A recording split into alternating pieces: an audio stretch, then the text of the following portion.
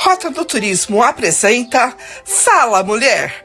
Aqui tem turismo, cultura, sabor e tradição. Apoio cultural Rotary Clube de Ribeirão Preto, Califórnia. Associação de Comunicação do Turismo Brasileiro. Contour Sertãozinho e Grupo Mulheres do Brasil. Fique ligado na próxima atração.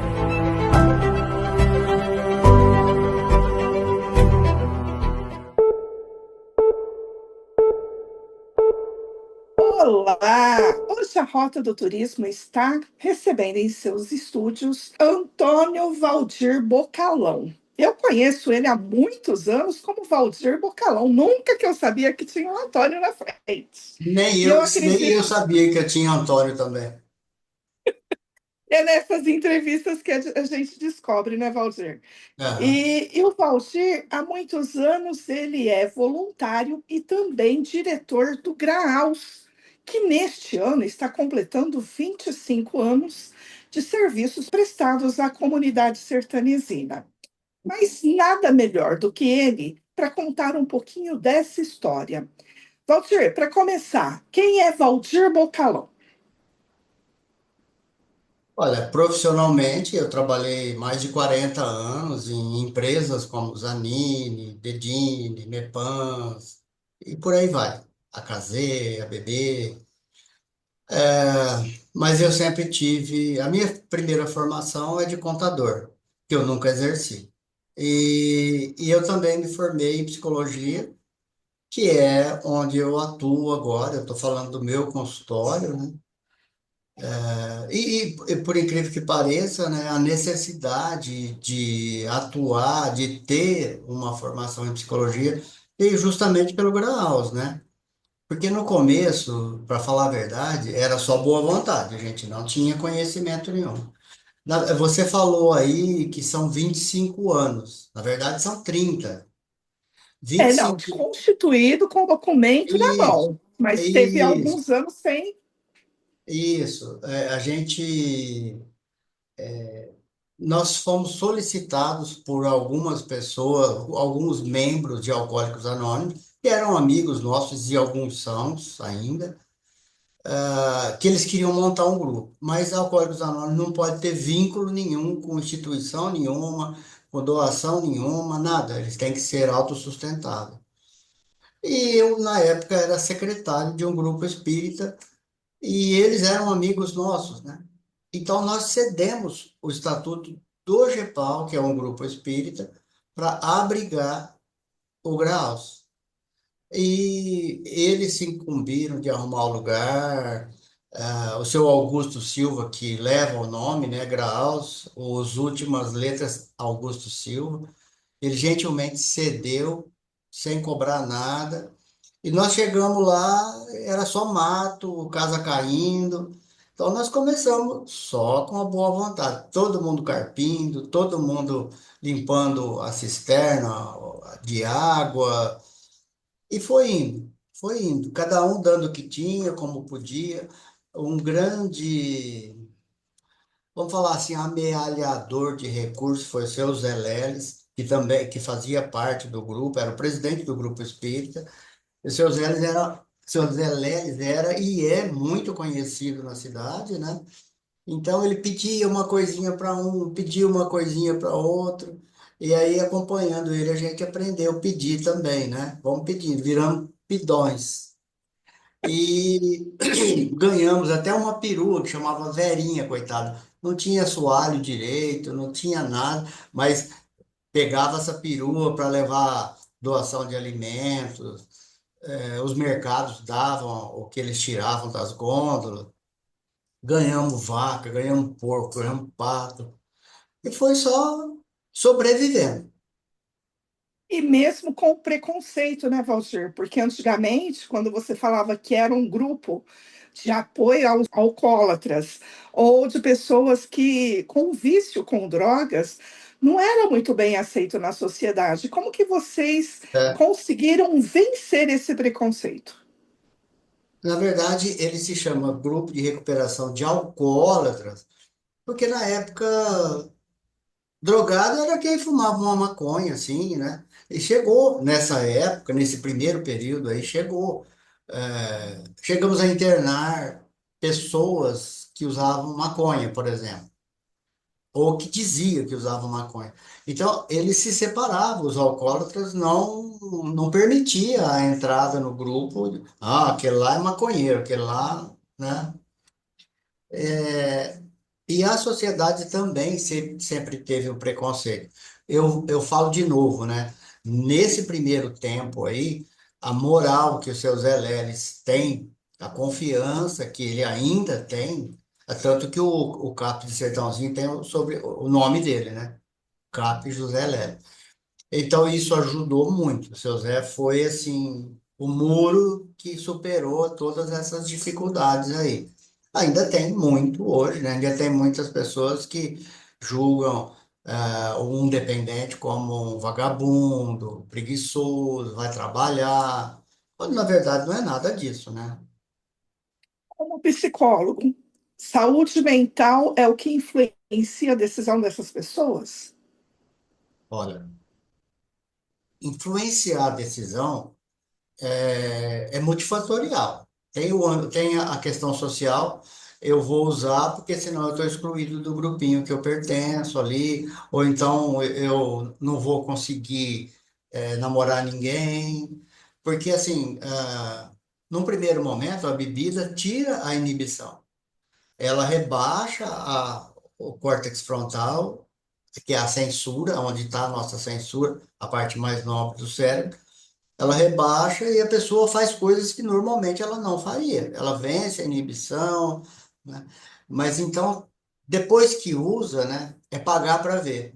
Tem gente que usa socialmente mesmo, usa cocaína. Usa hoje, vai usar o ano que vem, quando tem outra festa. Só que para saber se você é assim, você tem que pagar para ver, você tem que usar. Antes disso, não dá para saber. Tem um E corre componente genético, um risco muito grande, né, Valdir? é pagar para ver. Eu sempre dizia para minha filha isso, filha, você não sabe, você vai ter que pagar para ver, se você quiser usar, né? Mas assim, tem um componente genético muito forte. Dentro da psicologia, a gente considera herança transgeracional, tanto que é muito comum você ver filhos de alcoólatras, netos de alcoólatras, ou que, se não são alcoólatras, procuram alcoólatras para casar. É assim, é multifatorial. A questão psicológica, a questão psíquica, né? Ela, por exemplo, não dá para falar que droga, álcool é ruim. Se fosse ruim, ninguém usava. Você não vê ninguém comendo barro, lambendo tijolo. Isso é ruim. A droga é boa e ela atende bem ao propósito que você inconscientemente estabelece para ela. Você tem uma angústia aí, você sofreu, perdeu o pai separou, a mãe brigou com o pai, seus pais são. Então, isso vai gerando angústia, angústia, angústia de forma inconsciente, a pessoa não sabe disso, e aí ela cruza no meio do caminho com o álcool, com a droga, e eles trazem um alívio imediato.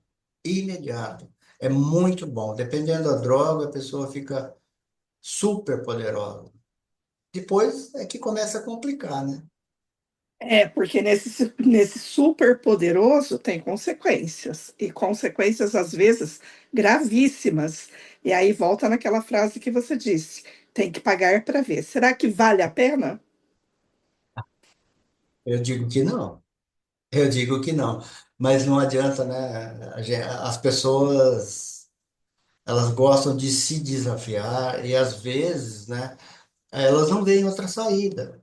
Às vezes não vê. É muito difícil a gente julgar, viu? Assim, ao longo desse tempo aí, eu já acompanhei histórias de todo tipo que você pensar, né? Desde uma bebida inocente que o pai dá para o filho lá hora que ele está bebendo, até sofisticação de alta sociedade, que a pessoa, para não ficar escanteada, vamos falar assim, né? Ela acaba usando uma ou outra, e pode ser, não é necessariamente essa a questão, mas pode ser uma escada, né? Aí eu tomei uma cerveja, da cerveja eu passei para maconha, da maconha para cocaína, da cocaína para crack. É muito comum isso, mas não é regra, tá? As pessoas são diferentes. Valdir, e aí você começou, desde o início, você vem vivenciando esse processo. Nesses 30 anos, mais 25 anos de Constituição, o que mais te marcou dentro do Graus?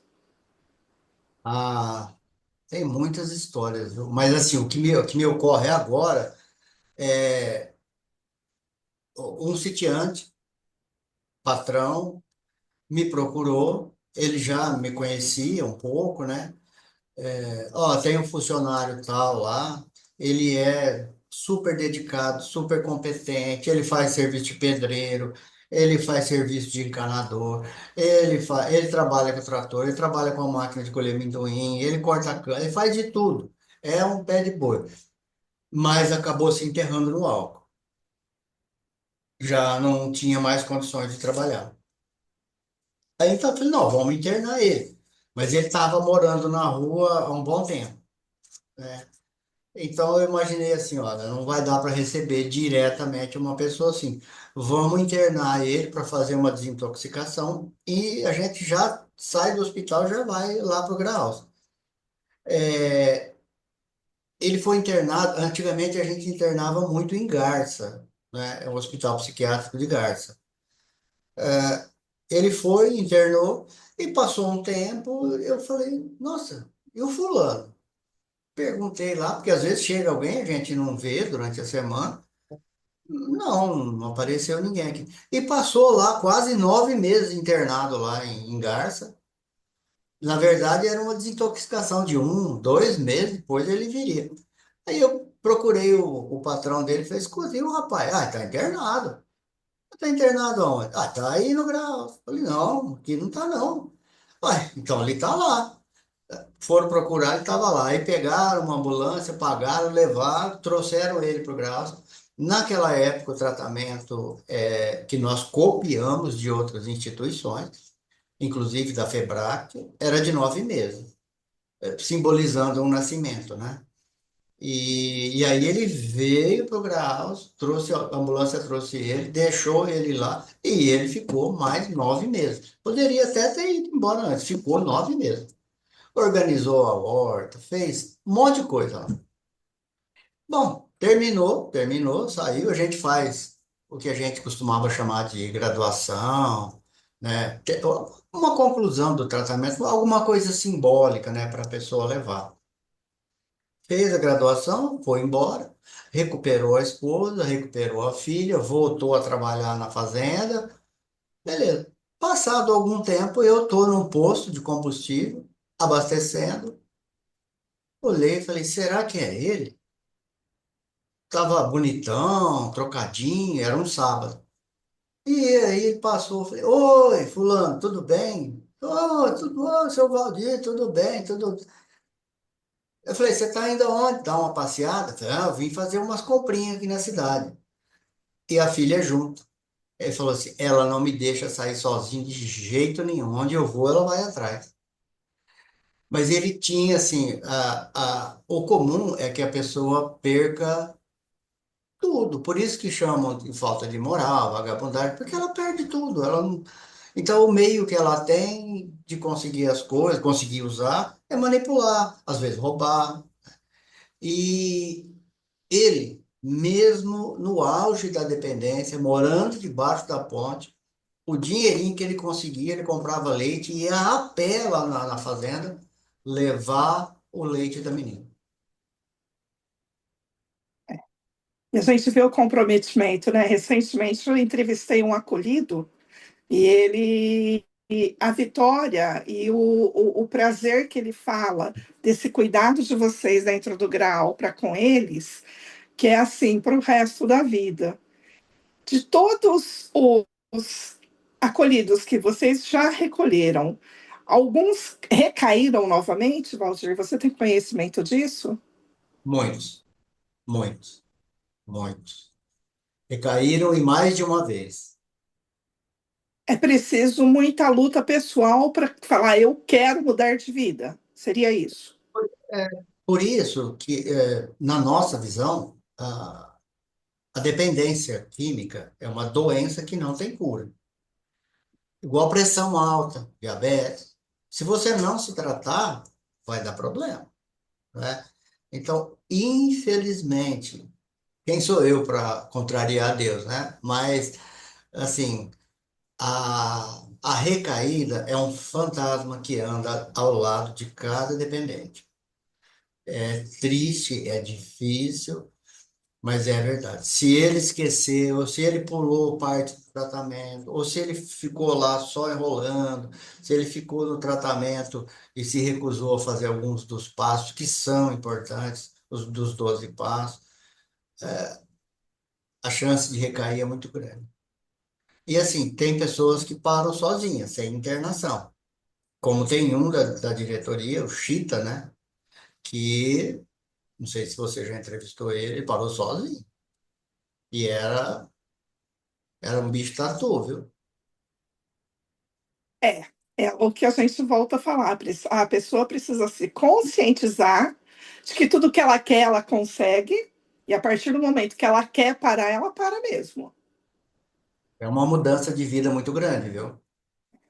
É uma transformação que a pessoa tem que fazer. Se não fizer, ela não se sustenta. Perfeito.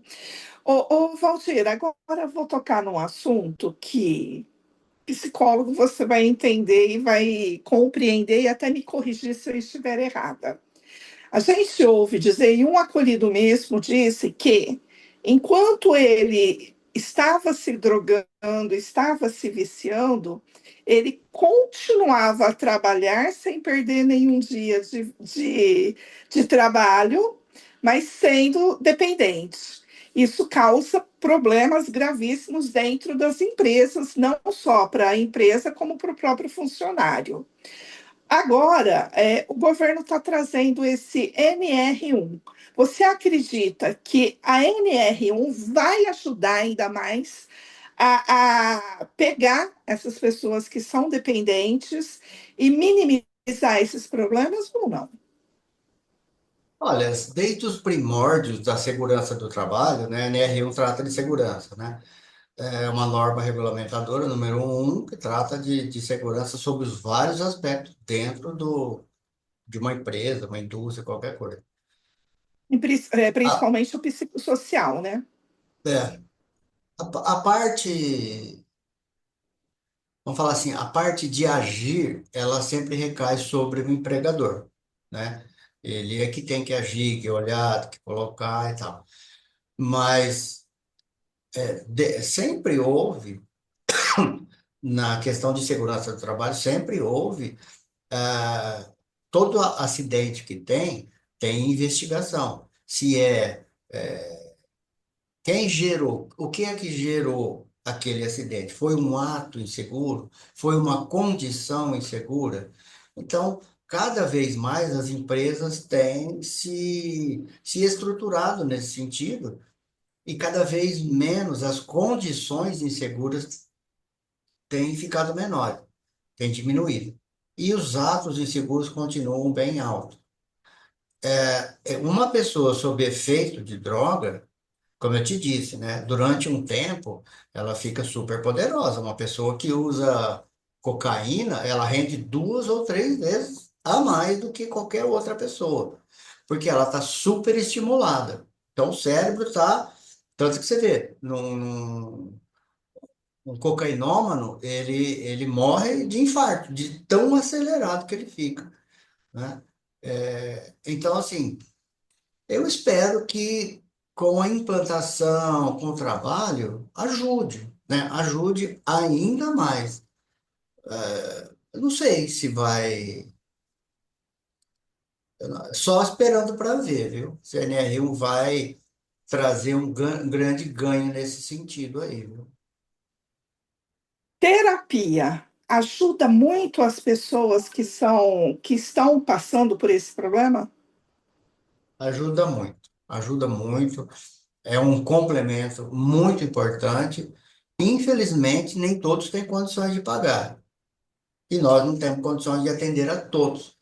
Então, assim, a terapia pode ser substituída pelos grupos de apoio, narcóticos anônimos, alcoólicos anônimos, ah, dependentes emocionais anônimos, sexólatras anônimos. Assim, tem, tem alternativas, tem ajuda. É claro que se você tem um terapeuta, né, se você faz uma análise, tem um segmento, você pode conseguir conhecer as causas que te levaram para a drogadição. É uma condição melhor, mas não tem só a terapia. Quais seriam os outros caminhos além da terapia? Ó, o CAPS faz um trabalho, faz uma reunião, né, de troca de mútua ajuda lá dentro. Eles têm prevenção de recaída. Se a pessoa não consegue parar de uma vez, ela tem ali uma orientação para um uso moderado e talvez ir diminuindo mais e mais e mais. Os grupos de autoajuda, de mútua ajuda, e tipo Alcoólicos Anônimos, Narcóticos Anônimos, são muito potentes, ajudam muito. E se a pessoa aderir ao programa, é ali que ela vai fazer a estrutura dela. Eu digo para todos os meus pacientes e digo também para os meninos quando a gente está junto lá, tem que ter um trabalho espiritual, tem que ter. Os passos, eles são fortemente um trabalho espiritual. A espiritualidade, não a religiosidade, tá? Se você é evangélico, vá para a igreja evangélica, trabalhe, pertença, não é passear. Se você é católico, mesma coisa. Se você é espírita, mesma coisa. Não é passear, é estar lá e pertencer ao grupo. E isso vai te dar uma estrutura muito grande. Tanto que tem uma conversa muito famosa do Bill, cofundador de Alcoólicos Anônimos, com o Jung, em que ele fala isso já lá nos primórdios de Alcoólicos Anônimos. E Alcoólicos Anônimos foi o que deu start para todos esses tratamentos que você vê por aí, principalmente com os 12 passos. Valdir, a gente ouve falar assim, trabalho voluntário. Muita gente não entende. Tem muita gente que acha que a gente ganha rios de dinheiro. E não, você dedica o bem mais precioso que você tem para ajudar o próximo, que é o seu tempo. E você está nesse graus, mesmo antes da sua fundação, ou seja, há 30 anos, você vem dedicando tempo para o teu voluntariado. Como você analisa o graus daqui para frente? Você terá tempo para continuar nesse voluntariado? Olha, tem sim, é só querer, né? A gente, porque não são 24 horas, né? É 1 ou 2 horas, né? E de vez em quando alguma outra coisa. Tem sim, é só querer. E eu fico muito grato, né? Falando em futuro, eu fico muito grato porque a filosofia não se perdeu. De novo, né? Eu aprendi o valor do trabalho, o valor de doar seu tempo, a, a caridade, qualquer que seja ela, né? Eu aprendi isso com o seu Zé Leles. Aprendi tudo com ele. Ele me ensinou fazendo. E a gente tinha, assim, agregava muito desde o começo. Ah, o diretor da Copercana deu uma vaca para nós, o outro deu um porco, o outro deu não sei o quê, o outro doava alimento. O cara foi lá, construiu uma piscininha assim, doou a piscininha e os patos. Tinha criação de galinha, galinho, galizé. E isso não tem mudado, graças a Deus. A diretoria que está aí hoje, que é atual, né? Porque realmente a grande, grande virada do Graus, né, que deixou de ser só boa vontade, vamos falar assim, para começar a profissionalizar foi realmente com esse estatuto de 25 anos atrás. Foram chegando pessoas capazes, dedicadas e que abraçaram e estão aí até hoje. E isso deu uma qualidade muito grande para o Graus. se não for a mais estruturada, é uma das mais estruturadas da nossa região, e a gente luta para que ela não vire um hotel 5 estrelas, né? Como alguns programas querem, né? Cozinheiro particular, tal. Então, é isso, assim. E o futuro, eu imagino, eu estou vendo chegar pessoas novas que têm ajudado e têm participado ativamente. E a gente, toda a diretoria tem um esforço muito grande para trazer pessoas novas, né? Todo trabalho voluntário tem essa dificuldade, porque você não pode esperar reconhecimento, né? Reconhecimento é o prazer íntimo, né? Porque a sociedade não. Então, Verdade. assim, eu acho que vai continuar e vai se fortalecer. E com isso, vidas são transformadas. Vidas, famílias recuperadas, emprego recuperado, autoestima recuperada. E a batalha segue, né? É uma batalha, né? Valdir, gostaria muito de te agradecer pelo teu tempo dedicado nesse momento para essa entrevista. Digo que te conheço há muitos anos, desde a época de Copercana, que vocês iam lá pedir doações. E nós, através da própria Copercana, Canoeste Cocred, a gente auxiliava e via o trabalho de vocês e ajudava muitas vezes indiretamente. Eu confesso que eu sempre gostei muito de voluntariado, trabalhava demais. E no momento que eu parei de fazer o voluntariado, eu percebi que a minha alma ficou doente. Então, eu acredito que quem gosta de voluntariado, ele tem que se dedicar, porque você vê, através da melhora dos outros, você fica muito mais melhor. Seria isso mesmo? Tem um lema dos radioamadoristas que fala assim, que quem não vive para servir, não serve para viver. É um trocadilho, mas que no fundo é verdade, viu? Essas coisas dão sentido para a nossa vida.